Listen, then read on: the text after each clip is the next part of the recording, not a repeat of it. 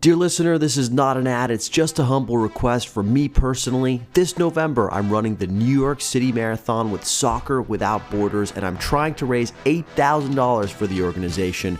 Running the New York City Marathon has been a lifelong dream of mine, and if you listen to this show, you also know soccer is basically a lifelong obsession. Between me and Father Saul talking Champions League totally unnecessarily every other episode, and all my tortured sports metaphors, none of this should come as a surprise to you. What I love about Soccer Without Borders is that they use the game to create belonging, mentorship, confidence, and opportunity for young people, especially kids from immigrant and underserved communities, refugees a lot of the times too. It's a mission that really means a lot to me. This will also be personally my 8th marathon and very possibly my last, so I wanted to tie it to something bigger than myself. And if you're able to support even $1, $5, $10, it genuinely makes a huge difference and gets me closer to the fundraising goal. It would mean the world to me. There's a donation link in the show notes if you want to contribute. Seriously, thank you guys. All right, let's get into the episode.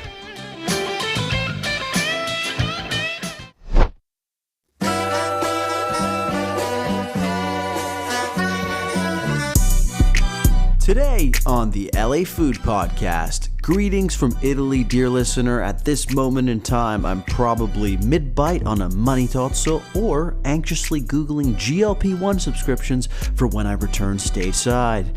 I may be on my honeymoon, but don't worry, while I'm gone, I haven't forgotten about you. We've got a killer interview for you this week featuring one of LA's most talked about chefs of the last decade, Jessica Koslow of Sqirl. Look, we get it, you have an opinion, but one thing that became abundantly clear to me as I did extensive research for this podcast is that Koslow is kind of like a croissant. She's got layers, tons of layers, and layers that aren't always discussed while everyone's obsessing over the butter and the jam. How's this tortured metaphor going for you, by the way?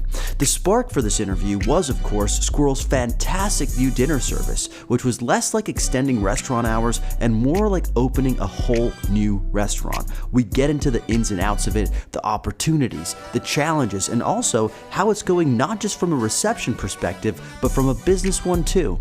In the build-up to that, we discuss all sorts, including figure skating, the Olympics, why jam, and what it felt like for her tiny breakfast nook of a restaurant to rise to meteoric fame in the mid-2010s. We do touch on the 2020 of it all, but really, this is a conversation about where Sqirl is today. Because like my therapist likes to remind me, today is a gift. That's why they call it the present. Just kidding. My therapist would never quote Kung Fu Panda. A reminder that the LA Food Podcast is part of the Acquired Taste Media Network. Be sure to listen to our sister podcast, Takiando with Bill Esparza. Without further ado, I'm your host, Lucas Herbodio, and it's time to chow down.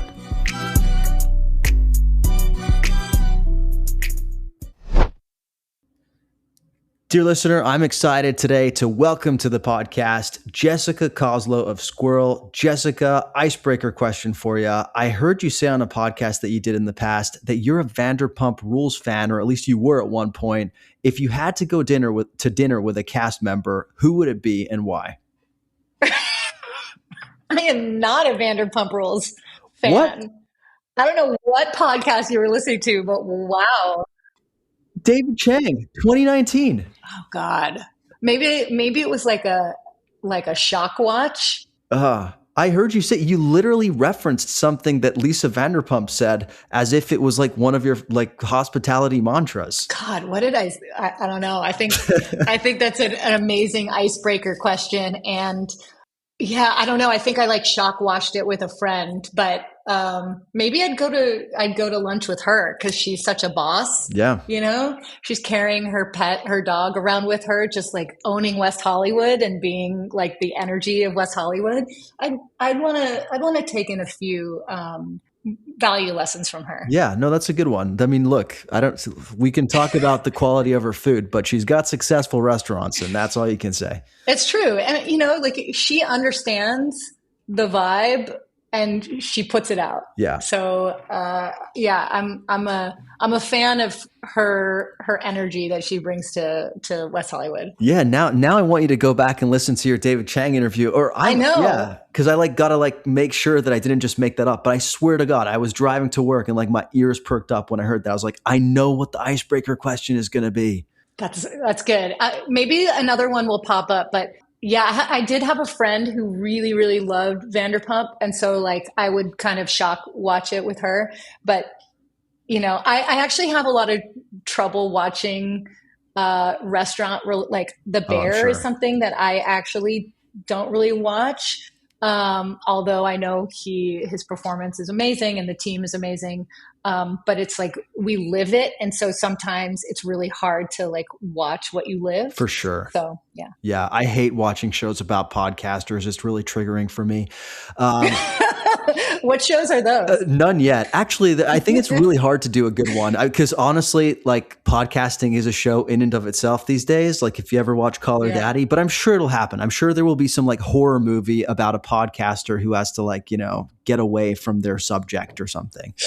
Or they invite their subject to the podcast, but it's actually in the middle of the foothills with no escape. Oh my God.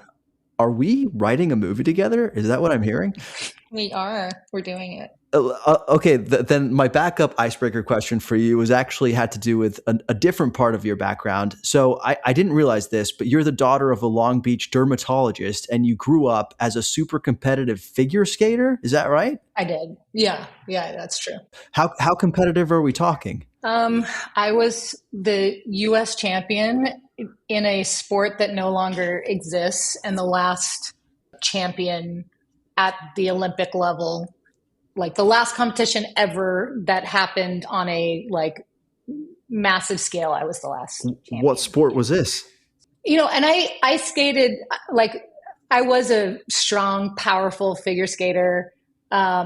But there's two different parts of it. There's the jumping, spinning that you see with the sequins. And then there's something called school figures, which are these intricate figure eight patterns in the ice. Huh.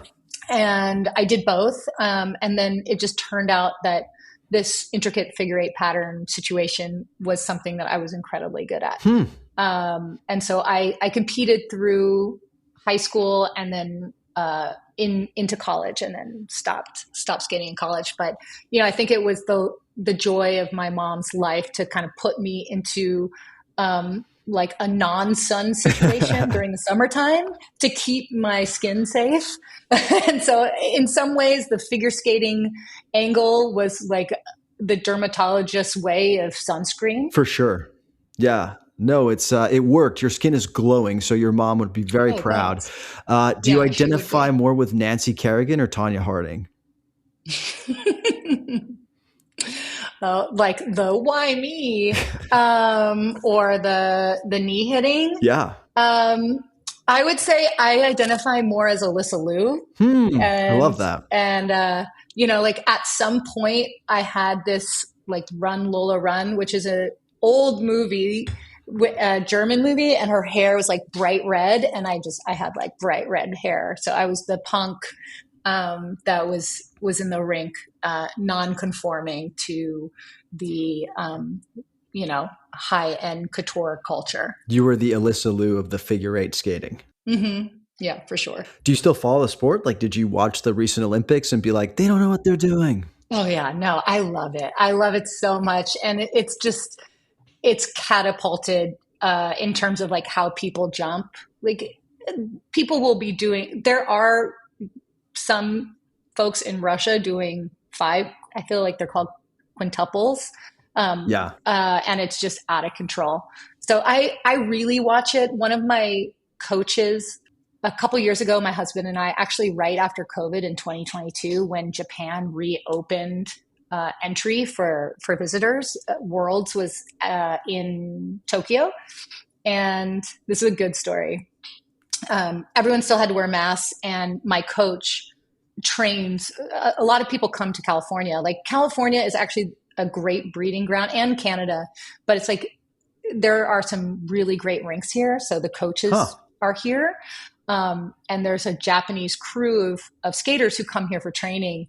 And so my former coach was able to secure me tickets, so we went to Worlds to watch women's long, and we get there and we don't realize that we're actually in the Japanese Federation section. So Oh, wow. it's both of us going down and everyone's staring at us like, you don't look like you belong in the Japanese Federation section. How did you two get these tickets? And then there was a program in which someone bobbled in a way that if you're a skater, that it was a tweak. And I made a flinch, and then I got this kind of like, okay, like you're okay. Like I see that maybe you didn't like falsely end up here. We'll keep you. You're one of us. Yeah, you're one of us now. Yeah. So you mean like a fuck up? A bobble is a fuck up? Yeah. Okay, good to know. I like watching it. It's fun, but I would never be able to recognize a bobble. I will say, Federation people take their sport so seriously. When I was working on the campaign to bring the Olympics to Los Angeles, I had to spend a day taking around somebody from the Table Tennis Federation around LA, and I took them to Baco Mercat, actually. I remember at one point I slipped and I called it ping pong. Oh my God, the death stare. Insane. You should always be teaching, like, that was a moment of growth for you. But why were you taking them around? Was Baco Mercat a potential site for the games? Yes, we were going to host the modern pentathlon there. No, it was through the pass. Yes, exactly. No, it was just kind of what we did whenever there were Federation people in town or reporters in town. Like, part of our job was to show off the beauty of Los Angeles. And so, because we wanted their support, right? We wanted them to support us over our competitors, Paris, which was really fun for me because I got to like take around all these reporters to the best places to eat, and they would, That's great. I liked food back then too, so that was kind of my job on the team. It was like, Luca, you got. What year was that? This was like 2015 through 2017. Can you believe it that it takes like a decade? I mean, I can, from start to finish. Yeah. I mean, you can, but as someone who's not in that field, to get the Olympics here is actually like you're learning 10 years prior. No, it's my wife and I still joke about it. Like, whenever we're talking about something that happens in the future, we always end it with, and the Olympics will still be 4 years away, which is because that's what it used to be like. We started dating at the start of the campaign. And so it's crazy to think that they still haven't happened. And honestly, I'm not even excited for them now. No, you have to be. It's gonna be so fun. Yeah. I like my family, everyone put in their, emails to try and get pre-tickets. So a few of us did. And I live in Pasadena actually. Nice. And I really wanted to be able to go to the diving. I just want to see people from 10 meters up, like make no splash. Yeah. Like that is a skill that people spend their whole lives trying to create. And I want to watch it, but there were no diving tickets available. No, I mean, gymnastics, we get it. Like, it is far gone. Right. But I was surprised at kind of the opportunities to buy tickets, but maybe that's a sore subject here in LA right now. I think it is because of the price and the promises that were made. But the thing is, like, when they come around, there are so many random sports that are happening all over. Like, I was at the Olympics in Rio in 2016. Why? Like, as to see what it would be like to have the Olympics here in LA? No, yes, we were campaigning. We were on the ground. We were trying to get votes, like schmoozing with the voters and or like potential voters and things like that. So cool. we were on the ground. It was actually right before Trump got elected. So, we were all, I just remember like being in rooms with potential voters, and they were coming to us with real concern saying like, but if Trump gets elected, then and we're like, don't worry, like, no, that'll never happen. That'll never happen. Yeah, exactly. Well, hey, I'd love to talk about the Olympics the entire time, but speaking of things that take a really long time to master, I actually wanted to zoom a little bit back in time. We're not going to go all the way to the beginning and your entire journey, because there are some incredible podcasts that you've done in the past that do that, and I'll link those in the show notes. But I do want to go back to the beginning of Sqirl, because this year, I believe you celebrated or are celebrating 15 years. Is that right? Yeah. That's crazy. Yeah. You could have raised a teenager in that time. I know, I didn't. Yeah, well, you kind It's of did. You amazing. kind of did. The Sqirl is a Yeah, teenager, but it didn't start it as is. a breakfast spot. It started as a jam company. Let me ask you. Let's start with the most basic question: why jam? Why jam? I mean, I was a pastry cook in the South, and that's what we did. I worked at a now it's Michelin restaurant. It's still around. It's the owner's the considered, I would say, the Alice Waters of the South. Her name's Ann Quatrano, and it was my first real foray into preservation as it relates to everything, not just jam, but also pickles. One of the humorous things to know about me is that I grew up with a really weird aversion to fruit. What? I didn't know that. It's true. And so working in pastry was my way of finding ways to kind of take something that I had a weird aversion to and enjoy it. So one of those ways was not, whether it's baking cherries into a clafouti or turning it into a puree and making a sorbet or an ice cream. But another was in jam because that was the only kind of form that I grew up being like, okay, I'll eat this other than maybe raspberries. And because of that, it became it became an obsession of how to transform fruit into the thing that is most enjoyable for me. And the way that I eat fruit now is pretty strange too. Like I eat fruit with the mindset of how it can turn into a preserve because it needs a lot of acidity, actually more so than the kind of fruit that you'd want to eat when you're eating it fresh. So that it can balance out the sugar or the lower sugar content that we put into the jams. So, pastry chef in the South, preserving methods were at my disposal. And on top of that, finding a way to take in the thing that was tricky for me as a kid. That makes sense. I'm so Does curious. it? Well, it does. Like it's like kind of like the holy trinity of reasons. I'm really Yeah. curious. I'd love to see you eating fruit, just to see what's happening in your brain at that moment in time. It's really funny because it's just nibbles. I'm just like a tiny little guy taking a little bite and kind of taking it in, absorbing it. But you won't ever see me just trying to pick up a peach or a plum. I mean, I'll have slices of it, but it's really like I'm looking for that acidity Yeah. it's a unique thing. What's the worst fruit? Because it seems like you might have a laundry list. The team knows this. I've got a couple. Well, the thing too is I grew up. I'm a child of Costco and a child of chicken tenders and melons from the grocery store. So I think I had an aversion. I don't know. If I say it again, it's just that the things that I don't like are I have like a weird thing about bananas and a weird thing about melons. And the bananas, I'm always offended by those folks who bring them on airplanes because I'm like, don't you know that they smell up the entire plane? And, yeah, that's fucked. And like, can we just have respect for how we're all eating on a plane? But I know that there are some really delicious varietals out there.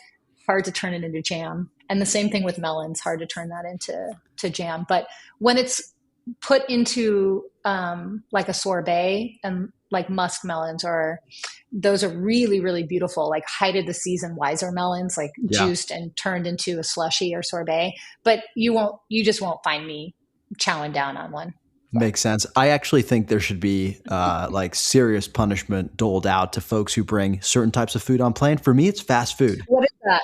Yeah. Okay. Fast food. Like I hate it when like sometimes it's like the only option at the airport terminal. It might be like McDonald's or KFC, but I think getting stuck seated next to somebody who's chowing down on an entire like KFC meal next to you, like burger or like fried chicken with like fries. It's just, we're in such close proximity. I'm basically eating it too. And like, I didn't get a choice in that. Yeah. I mean, like I do think some of the plain meals are actually probably designed with that in mind. Like John and Vinny's doing the Delta meals, like they're thinking meatballs, like, oh, it's actually something I might crave if I'm sitting there and smelling it versus like, why am I sitting next to like this like 10, hour old grease battered chicken. So yeah, I'm sorry that happened to you.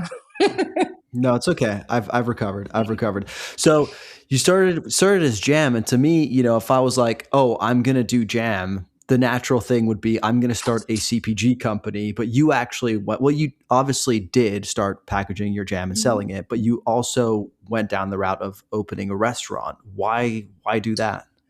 I mean, I don't know how many CPG folks you know, but it is really hard. It is. Yeah. Oh, because restaurants are easy. That's true. Wow. Actually, I know you might be onto something. I might not have figured this out yet. CPG, it requires a huge amount of economic influx in order to manufacture the product, store the product, ship the product, and you can't manufacture it at that level. Like you're operating with a co-packer, and there's a lot of investment that goes into that kind of situation. And I didn't have the investment. I don't have investors still, and that kind of economics I didn't have. So it didn't feel like something that I could do. At the same time, when I was making the jam, my accountant was like, if you keep going down this road, like you will not, this was not sustainable. Yeah. And it was at the same time that Charles, from G&B, and Kyle had approached me because they were leaving Intelligentsia. This is like years ago, and they were like, look, we're leaving Intelligentsia. We're going to open our own little coffee thing. Can we do the coffee in front of your little cafe? And maybe you do the food. And I had always been fearful to open the doors to the public because that front of house side, that coffee side wasn't something I was familiar with.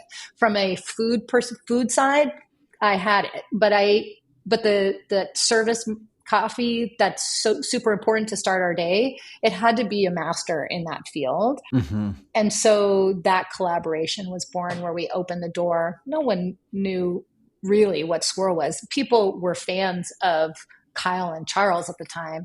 And so they showed up in some ways for them and then were surprised by how delicious or how unique the culinary part of it was. So come for the coffee, stay for, the sorrel bowl. And yeah. And so that's really why I didn't go the CPG 100%, in Erewhon route. Right. It's just because I didn't have the structure to do it.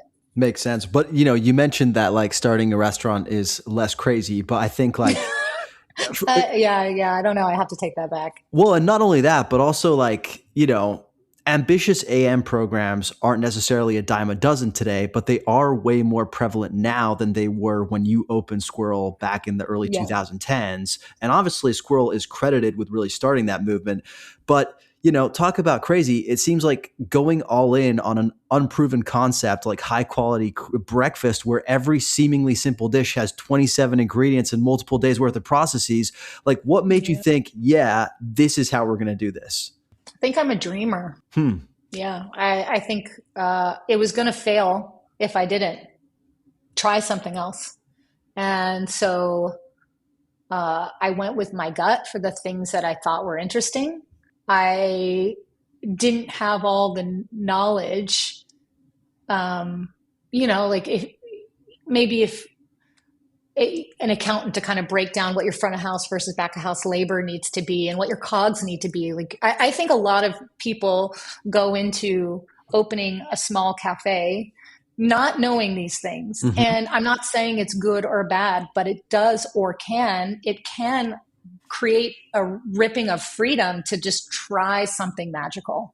And I think you see that in some of these places that you might be referencing where it's like Chainsaw that just opens. It's like a very sweet, like spilling out on the street, delicious, lovely spot that is trying something. And, I have a lot of respect and enjoyment for places that are coming from being scrappy and doing the art that they love because they can't imagine their life without it. And I think that's what Sqirl was and still is like a place where there is just so much labor to the point that it is not, I don't want to say it's not sustainable, but it is perhaps one of the reasons why we've never like partnered up to take on like, financing from investors or, there's a lot of talk right now about,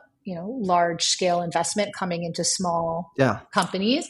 And, part of it is because the quality of the ingredients that we use and the labor to make these things is outsized to what many places might be doing, Well, yeah, because that investment would come with demands to scale like crazy. And it sounds like this would be a very difficult thing to scale like crazy. Yeah, I think in this form, yes.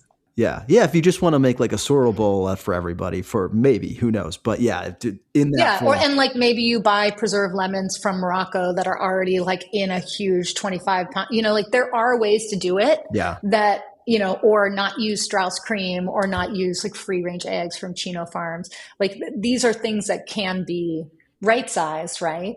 But then the question is like, what is the values of the restaurant? Yeah. What, how does that affect, it's just a value play. Yeah. So we talked to some restaurateurs in the past who have had the experience of having sort of signature dishes or styles that really make a mark and are then replicated or quote unquote copied by a lot of other people. Seems like you had that experience too in the early 2010s. What was that like to just see, the Sqirl aesthetic and, vibe and ethos being replicated all over the country? God, I think I know this is like, it's so sweet. I think it's very, very sweet. And it still happens now. And I'm just like, okay, well, that was 15 years ago. But I'm always thinking, okay, well, I'm already one step ahead. I'm already thinking about these next things that are coming into our vision.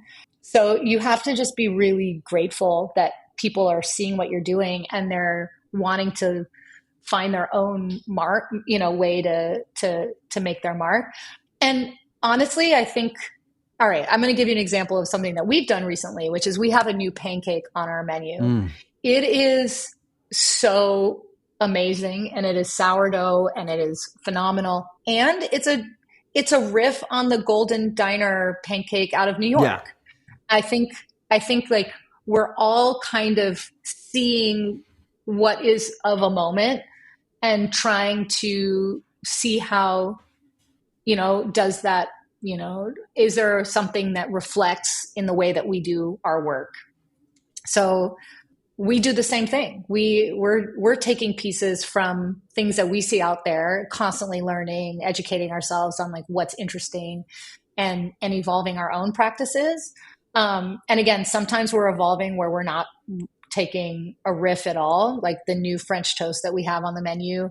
It's about a year old, but it's definitely, in my opinion, in the world, like in the world, the best out there. And no, for real, it is. I believe you. I think there's one French toast I've had recently where I was like, wow, that's something. And that's the one at Destroyer. What was it? The Destroyer's French toast, just very good with persimmons. Really, that's what I'm picturing when I think of your French toast too. And I'm like, fuck, I gotta get that.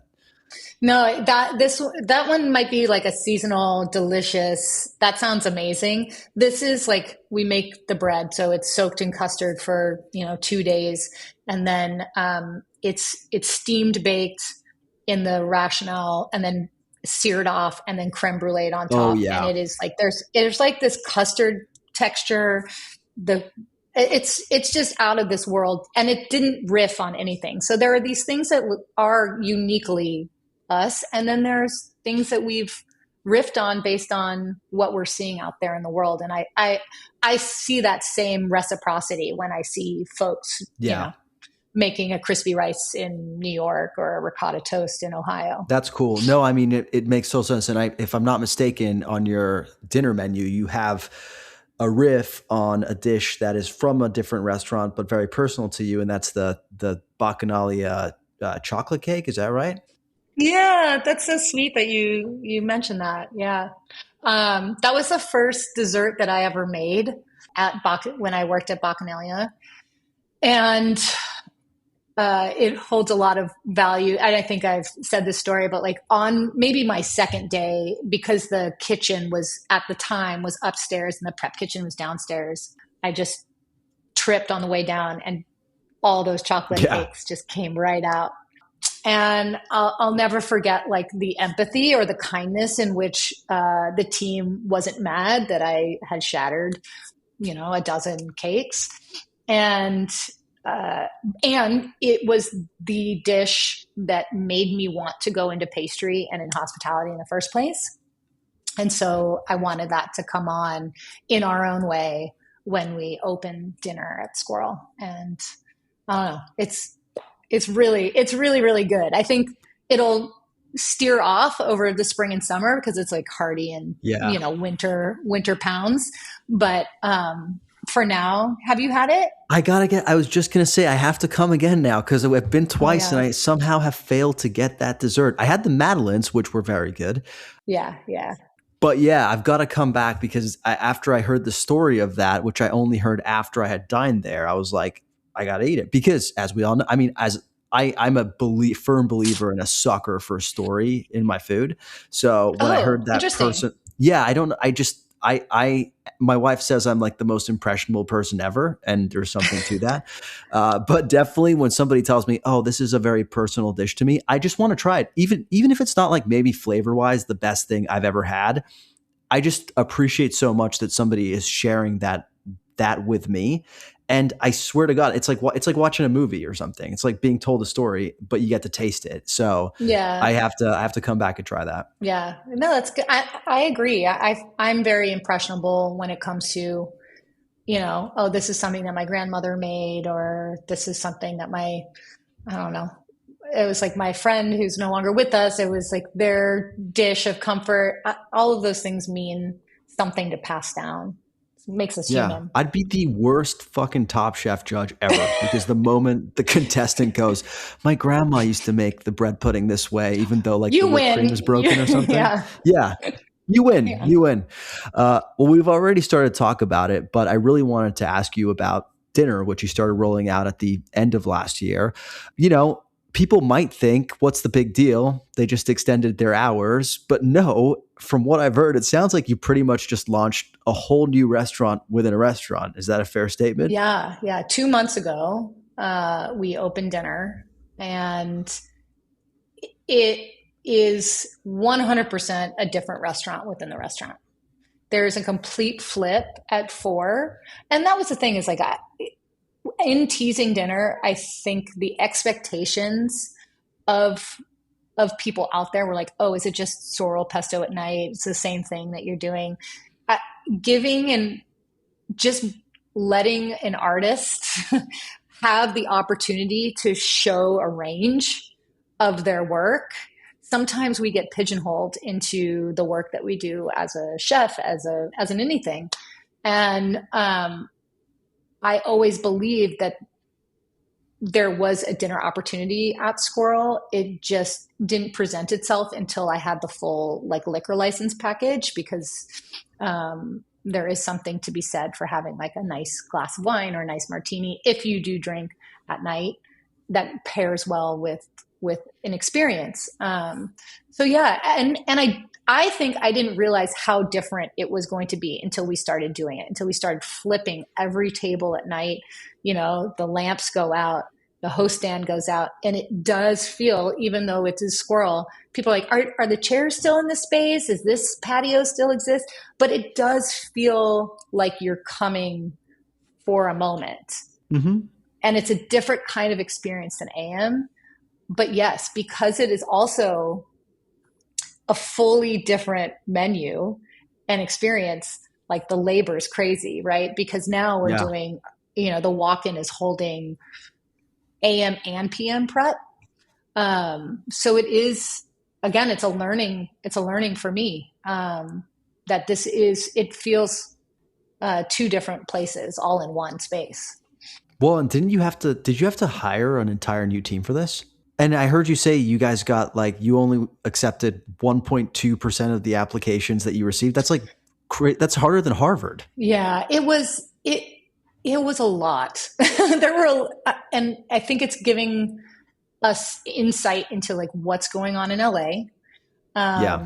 how people really are needing to work, and the craziest line that I heard during the interview process was, "Oh, I'm looking for something stable." I was Hmm. like, "Okay, that's news to me." Yeah. And the fact that, okay, after 15 years, we may be seen as that is refreshing.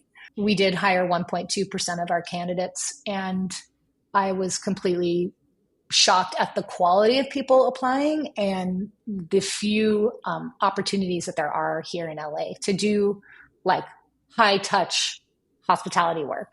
It sounds like it's just a factor of the economy, but I think it's a factor of the economy. There were folks who came in who were saying that there was AI, was taking their job. hmm, That not more than one person had said that AI had kind of, taking their writing job away.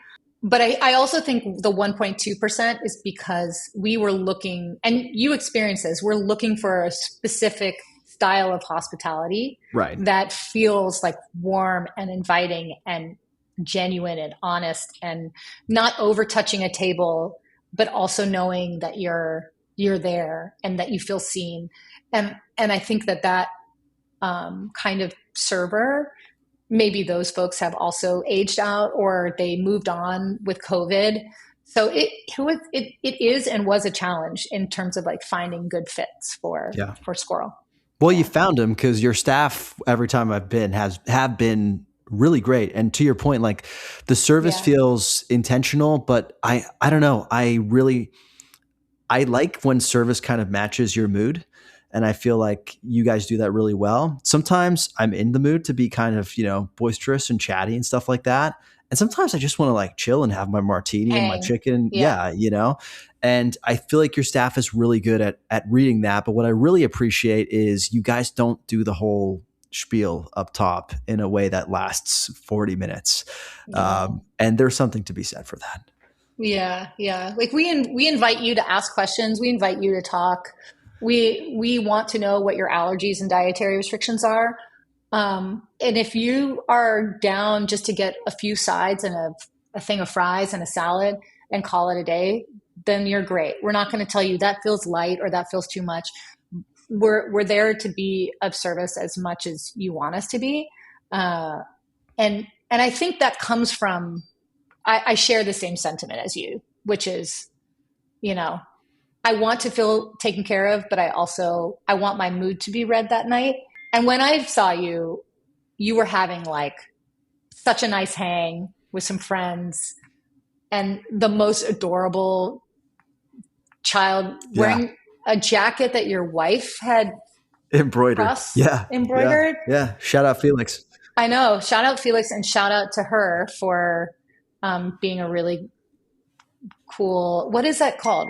Sorry, can we pause Yeah. for a Yeah. second Yeah. and I can Please. like, Please. I don't know how to turn this shit off. It's Do you fucking, have do you have an iPhone? yeah. So you just do I think it's if you have these three buttons on the side, I think you hold down the top one and it should quiet it. But this is coming from my computer. Oh, And shit. even though my computer It sounds is, I don't have a Mac, so I forget that what happens. do you mean you don't have a Mac? I know I'm a Windows cat. Wow. Wow. This is from your politics days. Like everyone has a Dell. Is it a Dell? Yeah, because no, mine is actually a Lenovo, which is it's a Chinese. They would never allow that in politics. But Oh, yeah, but Windows, yeah, is considered more secure, so they do make you do that. cool. Sorry. I You're actually, good. I have these woodworkers who are the best they're just so good. They're just like, shout out trophy, two really wonderful guys who are doing beautiful woodworking, and they made the tables Oh wow, that you sat at, and they have like brass inlays, and they're just so well done. And I got 5 more made because people are hanging so much at night. We're having trouble turning the tables because people are enjoying their time. They yeah, just want to hang, which I love, and I don't want to move you, but I gotta like Bestia, Bavel, staffy, 1 hour, 15 minutes in and out. They're Mm-hmm. pushing you to, and that's probably also systematic in their food. For us, we, our turn times are like 1:45 too, you know? Wow. Yeah. No, we So were I've just hanging. got to, yeah. And yeah, you were. And but time flies when you're on that sidewalk, I have to say. So not for you guys, I'm sure, but for us, it does. No, I think so. And I think right now in this weather, also, there's not that many places where this vibe exists. Like our room is the street, Yeah. and we excel at that feeling of being a part of being an Angelino and being a part of the city, and like dining on the street is our masterpiece. And yeah, we need a few more tables so that we can let people hang a little bit longer. So he's trying to figure out when he can drop them off. And I'm like, no, bring them now. Well, speaking of those brass inlays, it feels like there are a lot of Easter eggs hidden throughout the whole dining experience. Why do that? I don't want to spoil them all for the listeners because I want them to go and discover them, but I'm just more curious as to like, you got a lot on your plate already. Like there's, anybody who's eaten the food sees this quite complicated, you're doing dinner for the first time. Why add those extra touches? I think it makes it human. There's a real person and people behind this restaurant. It's not just me.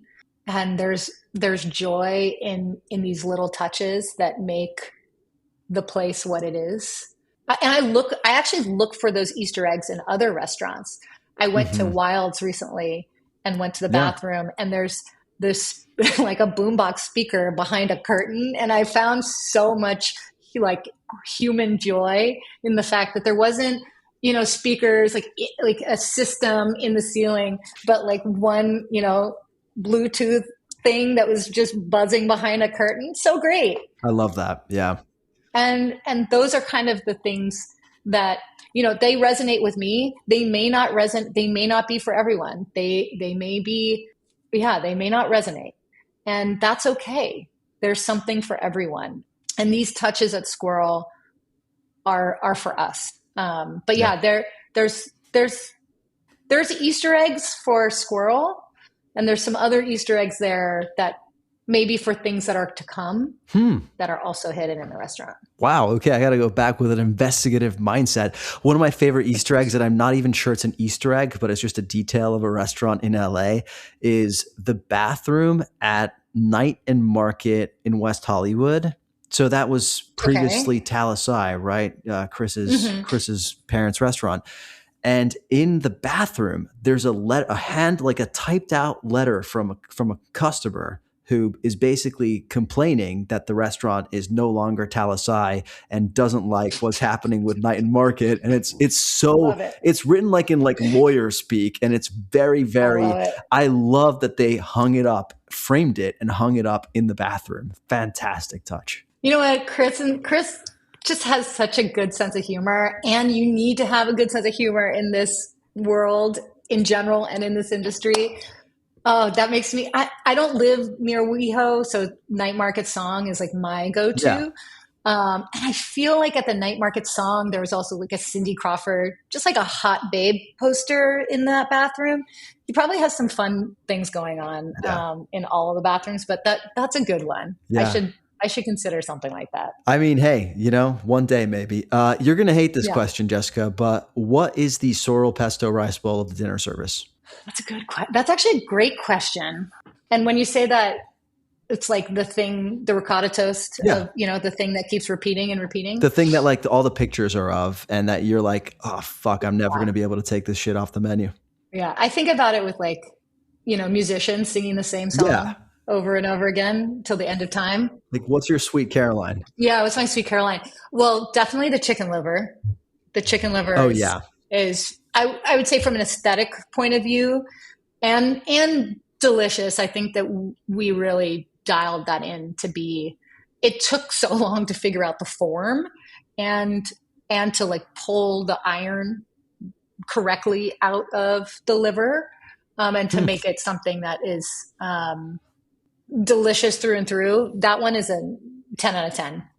I would say the sleeper hit, which we all loved but didn't realize how it would go, to the moon, is the chicken. That's crazy to me because chicken is oftentimes derided as the afterthought of a restaurant, but yet here you are selling And chickens after chickens. yeah, but also somehow chicken is in the zeitgeist right now, like the New York piece about, Yeah. the $100 chicken. I do think I'm just talking from our perspective over here that we looked at Yeah. chicken as something that was, is it done well in LA? It can be. I want to say I love a Zanku rotisserie chicken. Like I'm gonna. The goat. It is the goat. But in terms of, I do think that there's been a negative like perspective on, oh, I'm going to a restaurant, I'm not going to order the chicken. But I think from a chef perspective, from us, we were like, how can we make this something that you do want to order when you go to a dinner restaurant? And it has become that thing. That and the steak, but truly the chicken with like a baunicata, the focaccia croutons, the Swiss chard. It's undeniably like umami and delicious. Yeah, that's the soul that won't change. I don't see that changing in a beat. Good. Yeah, I mean, that was definitely one of our table's favorites, but I think for me personally, I really enjoy, like protein wise, I really enjoyed the pork as well with the Sqirl Oh, pack that's good. and the Yeah, tortillas, just so different. A really good cook on the pork, and yeah, I just loved the like nutty tanginess of the sauce. It was yeah. great dish. I love that one. I'm so glad to hear it because we love it too, and I think the pork resonates Southern because it's smoked Hmm. and it's not maybe something that and it's collar, and so that dish is an unexpected win. Like people might know what chicken is, but the pork, people are maybe thinking of it done in a different fashion, and that smokiness on it, it's a win for Yeah. sure. I'm glad to hear that. Huge dub. Well, we did talk about the food a couple episodes ago, right after we went. But I just want to last question, sort of on dinner, is this, which is, it seems to be a huge critical success. How is it doing business wise? Wow, that's a deep question. Look, not to put you on the spot, but I'm Yeah, just curious because I must imagine that it is a very different business proposition from the business you've been running for the longest time. it is. How has this sort of surprised you? So many ways, actually. I'm so grateful for this question because I think my expectations are, I don't want to say not met, but are different than what I thought going in. Because people are hanging and enjoying themselves, it is hard for us to to flip in the way that we want to. And so Hmm. that's why the extra tables, which we always intended to have, they just been, I didn't expect that we needed them so quickly, will help us with allowing people to hang out as long as they want. There is a real price to dining in. I think the AM model where, and you probably heard this, that we were about 10 to 12% to go pre-COVID, and now we're Yeah. sometimes 30, 40%. Those numbers all add up to the success of what we do. For PM, our goal has always been to have a delivery angle that's not the dinner menu at Sqirl, but Sqirl light at night. And so, but we did not open with that. We opened just focused Yeah. on dinner service. And it's pretty apparent to me that both of those things are necessary to keep it whole. I had a chef friend in LA who runs who's been in this industry for, female chef, 3 decades at least. And she was like, Jessica, I wish I had that model that you have where you have the delivery and the dine-in, because you just never know, what you're going to do and dine in anymore these days. Like as people skew more into delivery, or, because of the cost of going out, because there is that true cost to the seat. I think that our prices for dinner are quite reasonable, Yeah. and like the price per person, average price per person, is much lower than our colleagues. And part of that is based around, our dining, just like the way that we dine at Sqirl. So all to say, is it going well? I am over the moon with the feedback that we've gotten. Some of it has been things that we can improve on, but most of it has been word of mouth. Like, oh, I keep hearing that it is really something. And it's given the team and myself a lot of like we're really proud. We're really proud of what we're putting out. We really fucking care. Yeah. And I think it shows from all angles of the business. Every single person on the team. Yes, we went from 42 employees to 65. And those other 20. Wow. With no investment? Crazy. So it's a lot. It's a lot right now. And I'm just trying to be peaceful about it. But yeah, of course there's room to grow. And part of this is just in right sizing.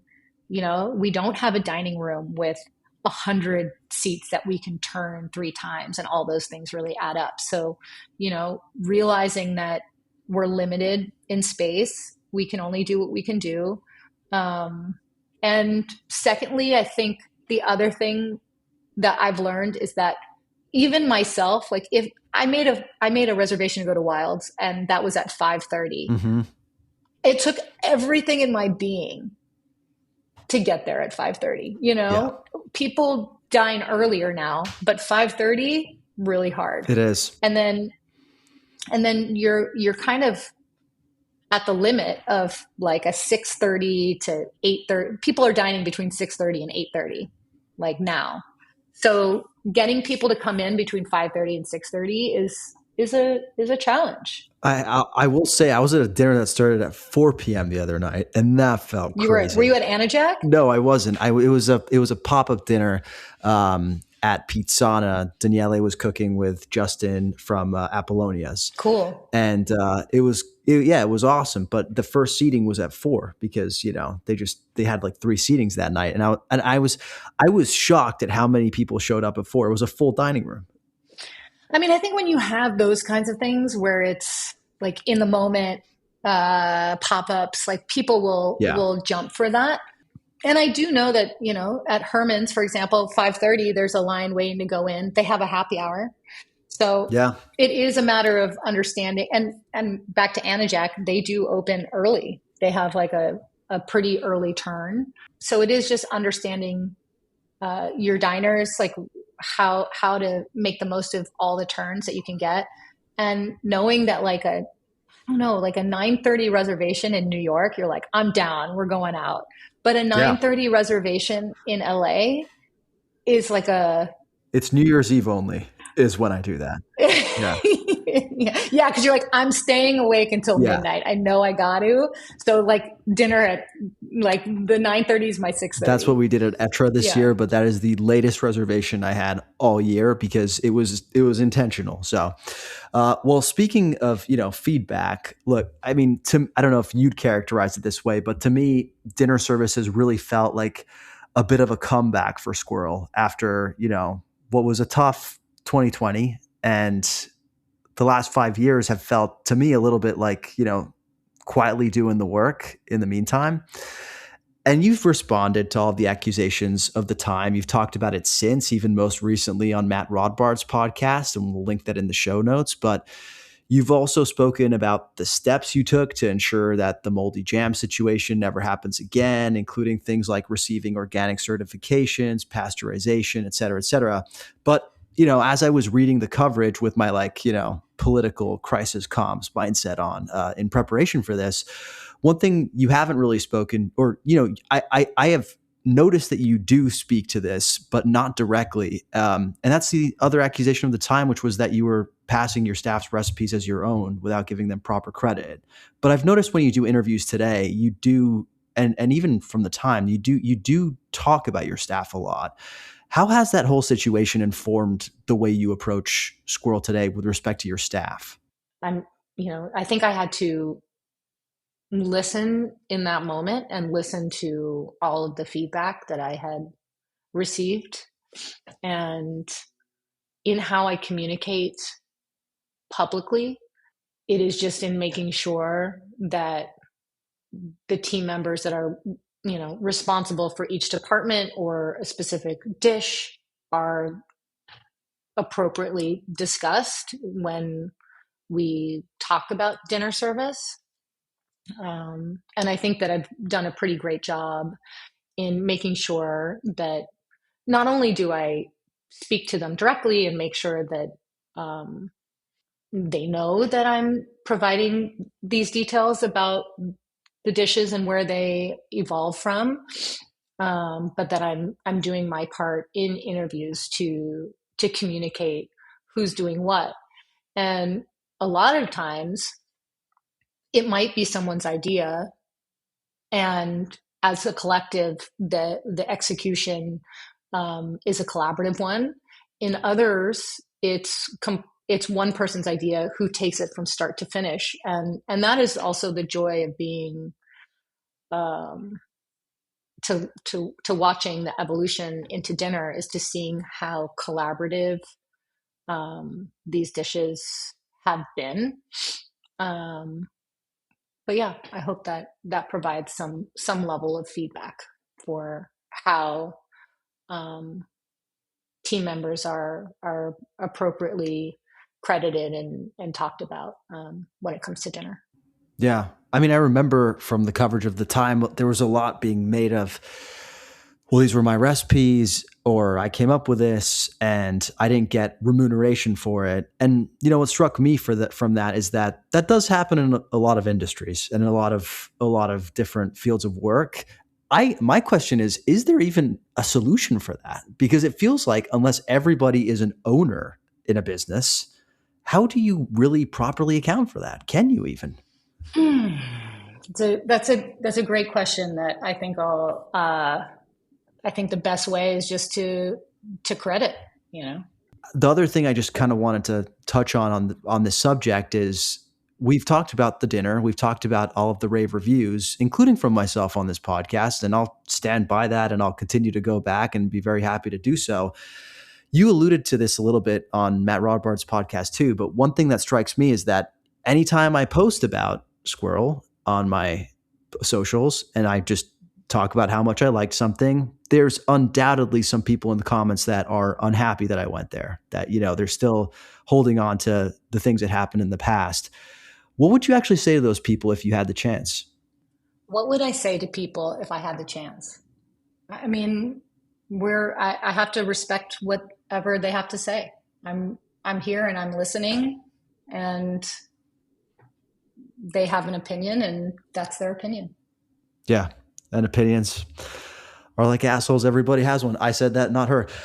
Look, we talked a lot about dinner, and I want to hear a little bit about what your hope is for Sqirl dinner. Like in 15 years time, another 15 years, as you celebrate 15 years of Sqirl, what do you hope you can say about the time? I just want to be able to continue to do beautiful work.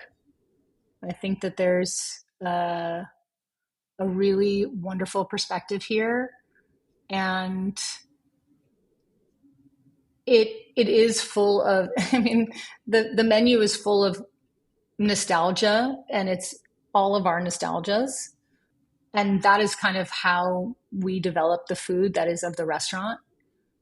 I'm just looking to continue to create delicious, craveable food that is provided with hospitality on every level. And yeah, that's the hope for Sqirl. It's a simple dream, but that's the dream. Hey, sometimes the simpler the better with dreams. Well, Jessica, I just want to say thank you so much for making the time to join us on this show. It's clear that you love your restaurant. It's clear that you love restaurants in general in Los Angeles. And the final question we ask all our guests are, what are 3 LA restaurants you're loving right now? Okay, 3 restaurants that I'd like to shout out right now are ones that I'm just craving weekly. And the first is 99 Thai in Pasadena. It's no frills. It's perfect for takeout. And the food is incredibly flavorful. I know it's controversial. I think that the pad thai is it's my favorite in the city. And I always get their seasonal curry in fall because it's full of large chunks of kabocha. Delicious Thai restaurant in Pasadena. If you're nearby, give it a whirl. The second would be Narcissus, which is a Persian restaurant in Glendale. The kashke, badamjan, gorm sabzi, all of their kebabs, again, well executed, deeply flavorful food.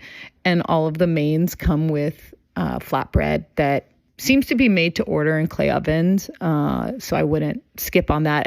They also have little individual packets of sumac to pop on everything, which is a nice touch. And lastly, a fine dining restaurant would be Liel, which is Marcus Jernmark's new approachable tasting menu. I went recently and had a perfect meal from not only the food itself, which the tilefish texturally lives in my mind, as well as the cardamom buns at dessert, which came with scissors and had the texture of pillows. So in some ways, he's a texture master. The space by Lovers United was modern and comfortable and not cold like some fine dining restaurants can feel.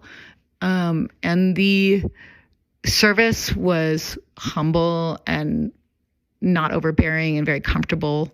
I just had a very nice meal there, and I am excited to return whenever my life allows, to see how the menu evolves, because it's clear that it's dedicated to the season and the moment. So those are three: Narcissus, 99 Thai, and Liel. And maybe I'm just going to add quickly a fourth, just a lanyap, which is a place I pop into for a snack often. It's a place called Mush. It's a Lamajun factory in a strip mall that's pretty much across from Jitlada. And the strip mall's in construction, so it's really hard to see that something is even there. And I feel for them greatly. And I think that people should give it a whirl, because the Lamajun is very tasty. It's reasonable. It's easy to go in there and get a little snack, and they heat it up for you. I've been going since Sqirl opened. And so they've been around for a long time and could use the support right now while it's hard to even know that they're operating. Yeah. Those are great. I love it. Jessica, as I said, thank you so much for joining us. You made me very excited for the next time I get to go visit Sqirl for AM service. And if folks haven't been to dinner yet, they definitely should. Thank you for joining us. Thank you.